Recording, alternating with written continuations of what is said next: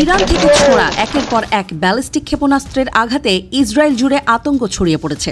40 minute সময় ধরে চালানো এই ধারাবাহিক হামলায় মোট 15টি ক্ষেপণাস্ত্র ছোড়া হয়েছে বলে প্রাথমিকভাবে জানিয়েছে ইসরায়েলি সেনাবাহিনী IDF।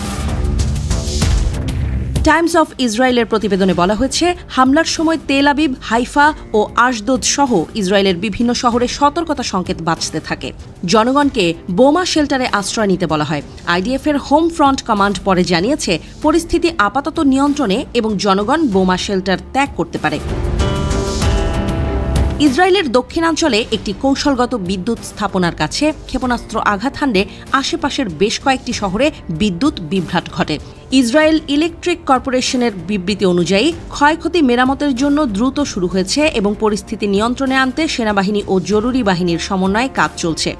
এখন পর্যন্ত হতাহতের কোনো খবর পাওয়া যায়নি। তবে সামরিক বিশ্লেষকরা বলছেন, ইরান ও ইসরায়েলের মধ্যকার এই সরাসরি ক্ষেপণাস্ত্র যুদ্ধ পরিস্থিতিকে মধ্যপ্রাচ্যে একটি পূর্ণমাত্রার যুদ্ধের দিকে ঠেলে দিতে পারে।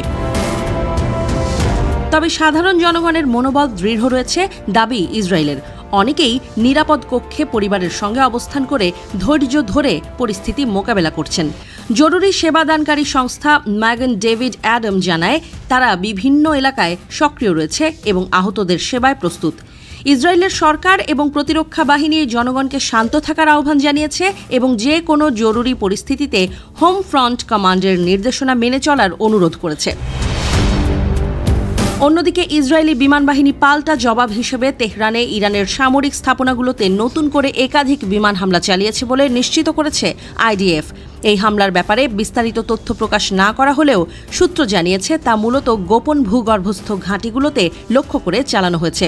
এই মুহূর্তে ইসরায়েলি পার্লামেন্ট নেসেটের বৈঠকগুলো পুনরায় শুরু হয়েছে, যা ক্ষেপণাস্ত্র হামলার সময় কিছু সময়ের জন্য বন্ধ রাখা হয়েছিল। আইন প্রণেতারা আশ্রয় কেন্দ্রে চলে গিয়েছেন, পরে হোম ফ্রন্ট কমান্ডের নির্দেশনা অনুযায়ী তারা সভাকক্ষে ফিরে আসেন। এদিকে ফরাসি নাগরিকদের একটি দল রাতের বেলায় তড়িঘড়ি করে জর্ডানের মাধ্যমে ইসরায়েল ত্যাগ করে ফ্রান্সে ফিরেছে। তারা প্যারিস অর্লি বিমানবন্দরে পৌঁছে আত্মীয় স্বজনদের সঙ্গে আবেগঘন পুনর্মিলনে মিলিত হন। এই চিত্র সারা বিশ্বের গণমাধ্যমে উঠে আসে। মধ্যপ্রাচ্যে চলমান এই উত্তেজনা আরও বিস্তার লাভ করতে পারে বলে আশঙ্কা করা হচ্ছে। যুক্তরাষ্ট্রের প্রেসিডেন্ট ডোনাল্ড ট্রাম্প এক বিবৃতিতে জানিয়েছেন, মার্কিন বাহিনীর ইরান চালানো আঘাত মূলত ভূগর্ভস্থ সামরিক স্থাপনাগুলোর ওপর এবং তা ছিল অত্যন্ত কৌশলগত। পাশাপাশি তিনি শাসন ব্যবস্থার পরিবর্তনের ইঙ্গিতও দেন।